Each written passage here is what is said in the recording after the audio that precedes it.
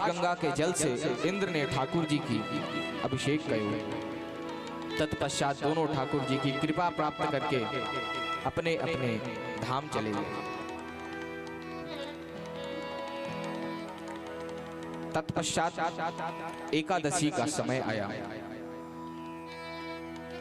हमारे नंद बाबा द्वादशी प्रधान एकादशी का व्रत करते थे।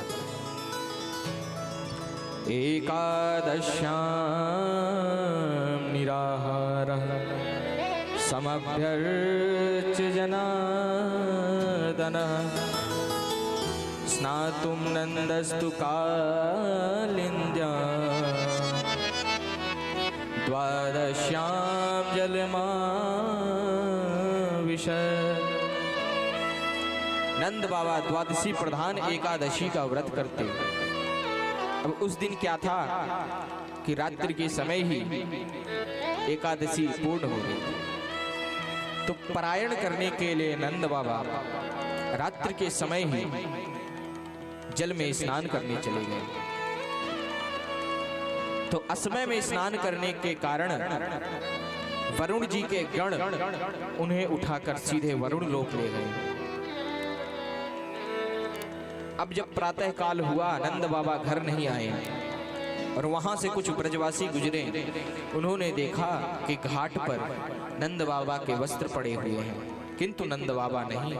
उन्होंने सोचा कि अरे कन्हैया को बाबा तो डूब गयो डूब गयो। यही पुकारते भये ठाकुर जी के समक्ष गए। सारी घटना से ठाकुर जी को अवगत कराया। तत्पश्चात ठाकुर जी आए और सीधा जल को छुवित करते भये वरुण लोक पहुंच गए। अब जब प्रभु ही वरुण लोक पहुंच गए तो भला कौन उनका स्वागत ना करता। वरुण जी भी ठाकुर जी के स्वागत में पहुंच गए। सुख आसन पर ठाकुर जी को बिठाया, अपने दिव्य सिंहासन पे ठाकुर जी को विराजमान किया। पूजा इत्यादि ठाकुर जी की भई। तत्पश्चात वरुण देव ने पूछा, प्रभु किम प्रयोजनम, यहाँ आने का प्रयोजन क्या है? तो ठाकुर जी ने कहा, अरे आपके इन द्वारपालों ने गलती से हमारे पिताजी को लाया। अब ये सुनते ही वरुण जी डांटते हुए बोले, मूर्खो जल्दी से उन्हें लेकर आओ। तब वसुदेव जी का भी नंद जी का भी दिव्य स्वागत भयो। तत्पश्चात वरुण देवता दोनों को दिव्य वस्त्र प्रदान किए।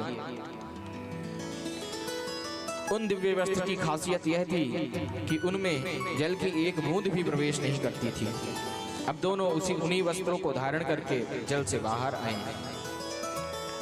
तो क्या देखते हैं कि उनके वस्त्र भीगे नहीं हैं, जिस पर सभी पूछते हैं कि कहाँ गए हो? तो नंद बाबा ने कहा कि अरे का बताएं भैया, या मारे लाला की सर्वत्र बहुत पूछ है। अरे जब ये नीचे गयो तो वहां के बड़े बड़े राजा भी या को पैर पर भी लग गए और उन्होंने ही हम सबन को दिव्य दिव्य वस्त्र धारण करवाए। अब जब ऐसे ही इस बात को ग्वाल वालों के बालकों ने सुना, सखान ने सुना, तो उन्होंने कहा, लाला हमने तो सुना है कि तूने अपने बाबा को अपने धाम को दर्शन करायो है, तो चल नेक, हम तेरे दुश्मन हैं का, हमें भी अपने धाम को दर्शन करा। ठाकुर जी ने कहा, अरे मित्रों उस धाम का दर्शन मत करो, अरे उस वैकुंठ से तो हमारा ब्रज ही अच्छा। इस प्रकार से कहा। तब सभी ब्रज ग्वाल वालों ने कहा कि नहीं लाला, हमें तो दर्शन करना है, फिर चाहे वैकुंठ कैसे भी हो। अब जब ये सब नहीं माने तो ठाकुर जी ने कहा, कोई बात नहीं, चलो मेरे साथ।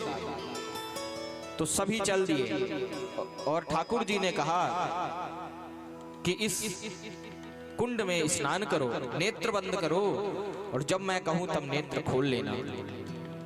तो सभी ठाकुर जी की बात का अनुमोदन करते भये छप छप करके सरो कुंड में स्नान कर दिए। ठाकुर जी ने जब बोला तब इन्होंने नेत्र खोला।